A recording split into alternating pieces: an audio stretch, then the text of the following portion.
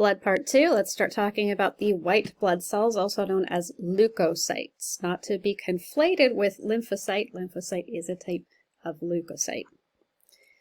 The function of white blood cells is to protect you from infections. It's also going to regulate the inflammatory reaction. Sometimes inflammation is good, sometimes inflammation is bad. It's very easy for your body to have too much inflammation, and that's when inflammation gets bad. As mentioned earlier, you have two types. Granulocytes is actually what these are called, and agranulocytes is what these are called, and that is just characteristic of how they look. Do they have granules? Do they not have granules? There is a form-function relationship. Those granules tend to contain things like enzymes, or in one case histamine, certain chemical mediators or enzymes that can have an impact on how your immune system behaves towards something. So those granules are for excretion, to release something out into the blood that causes things to happen outside of that cell. So these things have those granules, these things do not have granules, their mechanisms are different. Now we're not doing a ton of detail in terms of what these individually do. They do have distinct roles in the immune system. For example, just again, this is overboard. The example here is that this has big role in allergies, and this is the most common white blood cell. It just kind of is the first to show up. You'll find a lot of them in pus. That's the reason pus is kind of like pale yellow white. It's because it's full of neutrophils. So they do have different traits. They do have different characteristics. They do have different mechanisms. Right now, we're focusing on overall frequency, names, and being able to recognize them. The rest of it can come later. Now, these are not in order. We're characterizing them granulocytes versus agranulocytes here. As mentioned earlier, by frequency, the mnemonic device is never let monkeys eat bananas, right? So we've got our most common neutrophil right here. And we've got our least common basophil right here. So the way this is illustrated, it's kind of cartoonish, but it's also very, very accurate. I actually like it. Now remember, the source for all of these is the same. They're all coming from the red bone marrow. All of them are coming from the red bone marrow. I'm actually just going to go in order for frequency. The histology here is that the neutrophil is a granulocyte. It does have granules. It has a fairly clear staining cytoplasm with dark staining granules, and this is what we call a multi-lobed nucleus. In fact, and I don't necessarily want you to write this down, you might need it one day, not right now. On lab values, sometimes we refer to these as polymorphonuclear cells, which means many-shaped nucleus. So I'm telling you that because it's really, really accurate. This can be a variety of shapes. It is ultimately only one nucleus. Sometimes it can look like two different nuclei. If you look really close, they're always connected by a little thread. I'm going to get a little bit gross because it's very, very effective. The nucleus of a neutrophil looks like dog poop to me. Dog poop can be in various shapes, right? If it looks a bit like dog poop, then it's probably a neutrophil. Sorry, I know it's gross, but it works. My students never have a hard time identifying neutrophils because of that. None of the others have a nucleus that looks like a pile of dog poop, do they? At least not recognizably. So that's your neutrophil. That's your polymorphonuclear cell with a many-lobed, many-shaped nucleus. The next most common is the lymphocyte. So the lymphocyte has what we call scant cytoplasm, which is to say there's a lot more nucleus compared to the amount of cytoplasm in here. It's a very spherical, lovely, not confusing or gross-looking nucleus at all, with scant cytoplasm. That's your lymphocyte. Monocyte tends to be a bit bigger. These are macrophages, we'll learn one day, so macro, big eaters, and they have a horseshoe-shaped nucleus, and they are agranulocytes. So these are both agranulocytes. You will not see any granules in the cytoplasm. Monocytes are quite a bit larger. They have the horseshoe-shaped nucleus. So they're pretty distinctive. That was Never Let Monkeys. Next up, Eat and Then Bananas. Eosinophil actually is my personal favorite. It stains, the cytoplasm stains really pink. And it actually kind of has a similar nucleus to the neutrophil. So you can see that they've got more than one lobe to this nucleus here. It can take on a variety of different shapes. The cool part to me is the really pink cytoplasm. It is a granulocyte, and so it does have these purple staining granules in it. One of the reasons it's my favorite is related to its role, which I'm not necessarily doing right now.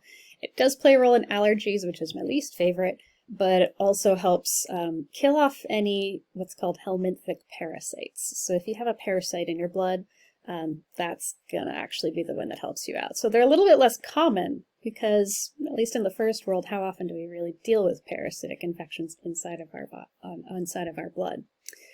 So eosinophils are down towards the more scarce side of things, and then basophils are, again, we're not really doing allergies, but they have a big role in allergies. They're called basophils because they are very basophilic, and you'll learn in microbio that basophilic has a lot to say, like if it's an acidophile or a basophil, it has a lot to do with how it's going to stain and how it's going to look once it's stained with different types of stain. So this basophil is very basophilic, and it stains a very, very, very dark blue to purple. And those it's part of that is because the granules are very, very dense. These granules are the ones that contain histamine. So if you have really bad allergies like I do, now you know who to blame. So you should be able to recognize them histologically, and here's some actual histology. Hopefully, based on my descriptions that I've just given you, you can recognize all of these. I think the only points of confusion that I will help you out with this is that these are not granules and these are not granules. It's just kind of a blurry picture. And what else do I want to tell you about this? That little concavity might confuse you a little bit. Assume in general that this is spherical. But otherwise, I think I'm going to leave you to it, and if you can't tell which is which, then make an appointment with me. Now, in order to fight infection, not all infection is inside of your blood. Some of your infection is out in your tissues. So we do have migration of white blood cells, and it's a pretty cool thing at the individual protein level. You've got these really cool phrases like chemotaxis and pavementing that we're just not getting into right now.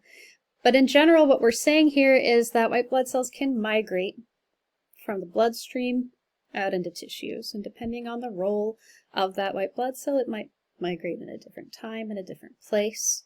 Remember how I said there's neutrophils in pus? So by definition, a neutrophil has to leave the capillary bed and make it out to that site of like the wound on your arm because you cut yourself and now it's infected and pussy, so that had to migrate there from that capillary bed nearby.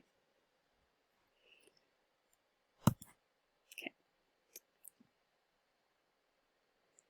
Now again, all of your blood cells came from the red bone marrow, no exceptions. They all came from a stem cell line. So we have what's called a multipotent stem cell. That means this is a stem cell that can still become many, many different things. And that divided into what we refer to as the myeloid stem cell line, and that's actually most of your blood cells, and the lymphoid stem cell line, which is actually just your lymphocytes. So those are the big broad categories that I actually like to talk about. And, you know, a lot of your textbook resources don't necessarily talk about that level, which I find really interesting. So our stem cell that's going to give rise to every blood cell is a hemocytoblast. I hope you're liking these terms. I hope this phrase at this point makes sense. Heme for blood, cyte for cell, blast meaning it's an immature, like a progenitor, like it's going to become something else, right? I think the only thing on this that wasn't under, actually let's kind of, it's not, we don't have lymphoid and myeloid stem cell line on here, so let me do that for you. In fact, maybe I should do it over here. No, that's not going to work either. Okay. Your myeloid stem cell line is going to give you all of your granulocytes, your red blood cells, and your megakaryocytes as well. I don't know why they put this way over here, because these are actually more closely related. The megakaryocyte is the thing that breaks down into platelets, so I do care about that from this slide. And then your lymphoid stem cell line gives rise to just the lymphocytes. There are actually plural lymphocytes. There are subcategories for these, and we're just not addressing them. It's an immune system thing, so that's an immunology lecture. Okay, and remember, we've got red bone marrow for every single one of these cells, and platelets are just cell fragments associated with megakaryocytes. I think that'll do it. 11 minutes. I think I'm going to keep going for hemostasis, and then it'll be time to do the complex things. So hemostasis, we're doing a pretty simplified hemostasis. So there's the stages of hemostasis. There's also the clotting cascade that contributes to hemostasis. So I actually like to sort of integrate these, which not everybody enjoys. This is pretty simple. People are pretty much a fan of this. So if you have an injury, so there's a blood vessel, you have some kind of break in that blood vessel, the first thing we're going to do is go into vascular spasm. The smooth muscle around that blood vessel is going to constrict because we don't want to lose all of our blood through that break in the blood vessel. So vascular spasm helps prevent blood loss and reduce blood flow. It's still plenty to deliver the stuff we need for the rest of this pathway. We're then going to have platelet plug formation. We're going to have platelets that get sticky, and they're going to adhere to each other in the damaged vessels. Platelets don't go around being sticky all the time. This has to develop just for clot formation, so they become sticky, and then they stick together, and that helps to block that opening in the damaged blood vessel. And then coagulation is our last phase, and that relates to formation of a complete blood clot. And clot formation involves fibrin. And so here is where we've got our whole clotting cascade. So we can simplify this a bit. And this is already very, very simplified, and I like the level that this is simplified to. And I'll tell you why I like the level this is simplified to. It's because I went to a pathology conference and I sat through multiple hours of talks about the coagulation cascade.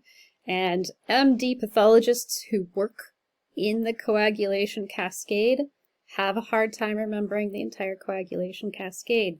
So I've never seen much of a point of having people memorize it. It's something you can always look up. If you need to do research in it, it's really important to know every step of the coagulation cascade.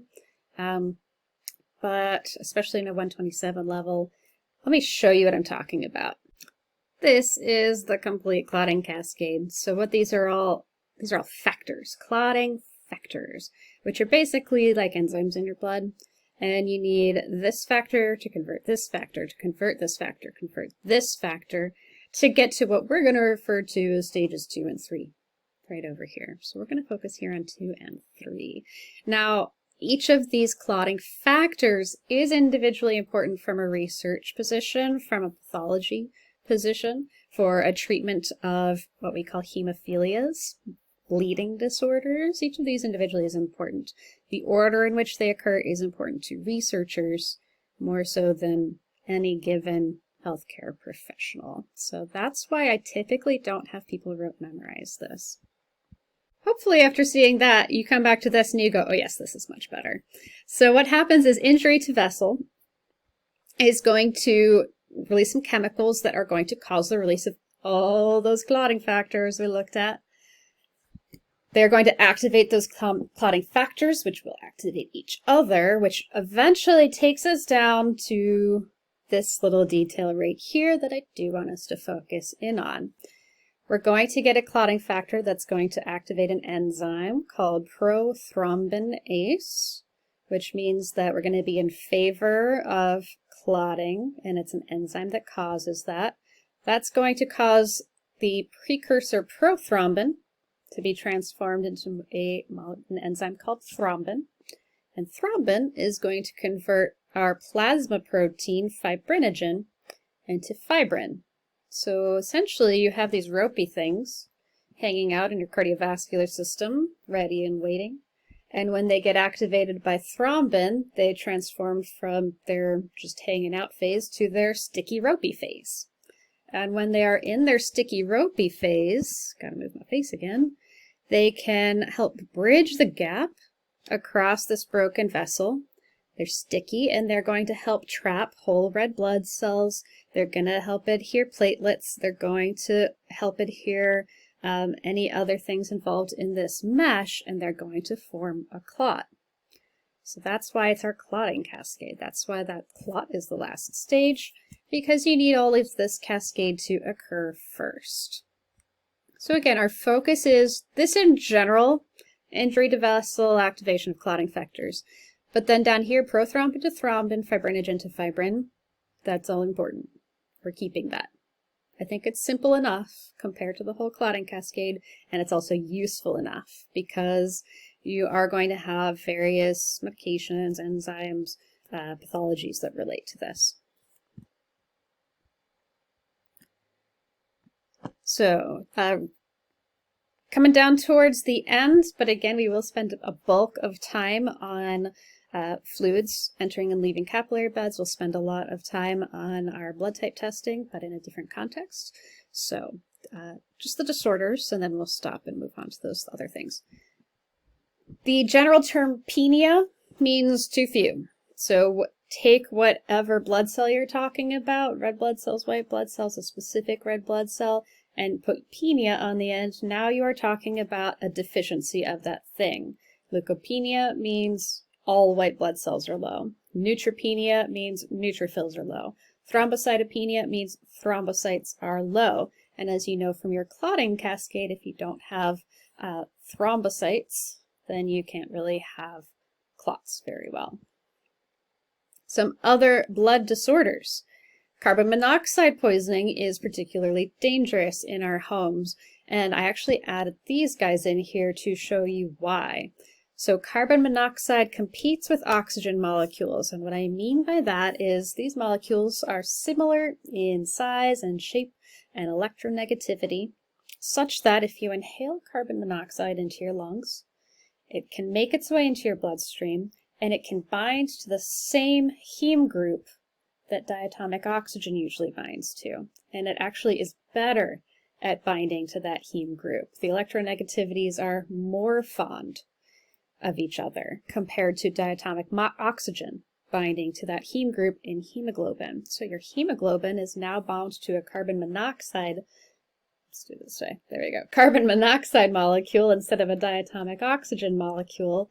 So you're not delivering oxygen to your tissues, you're delivering carbon monoxide to your tissues. And that cannot participate in cellular respiration, so you run out of ATP and the cells start to die. So you start to die. That's why you have a carbon monoxide detector in your home, and if you do not, go to the store right now and buy one. Anemia is any reduction in oxygen carrying capacity. Usually that means low red blood cell count. Lots of things can cause a red blood cell count.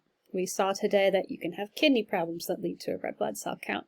You can have problems with B vitamins, vitamin K, something like 26 different.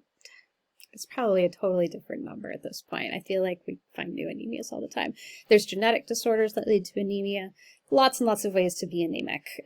Any nutritional deficiency that contributes to the synthesis of red blood cells, or genetic deficiency, congenital deficiency, problem with any system developing red blood cells is going to lead to a deficiency of red blood cells, which means that you don't have enough oxygen.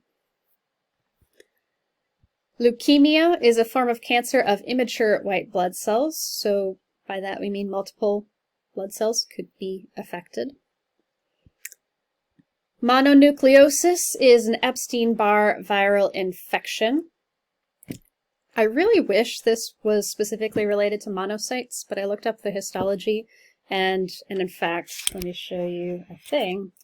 I found this right here, some great hematopathology for mono.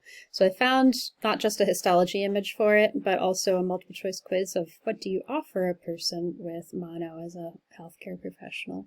And the correct answer is condolences. We let it run its course. Sorry, I spoiled that for you. I just thought it was really funny. And the histology is abnormal lymphocytes. So not exactly what you would expect from that name. Epstein-Barr virus infection has some really interesting pathology, but I won't overload you with it here. And then septicemia, blood poisoning. When somebody says they've gone septic, they mean bacteria has made it into the cardiovascular system and can go everywhere. There can be a lot of things that go wrong as a result of septicemia. So yes, you have a systemic infection at this point. One concern out of many is that you'll go into a form of shock. So we can lose a bunch of fluid from the inflamed blood vessels that are responding with inflammation to the presence of this bacteria. And the reason, what a good segue, the reason you can lose all that fluid is very much related to our next topic, pressures that cause the exit and entrance of fluid from the capillary bed. So that's going to be our next segment, but these are so intertwined. It's amazing. I'll stop there.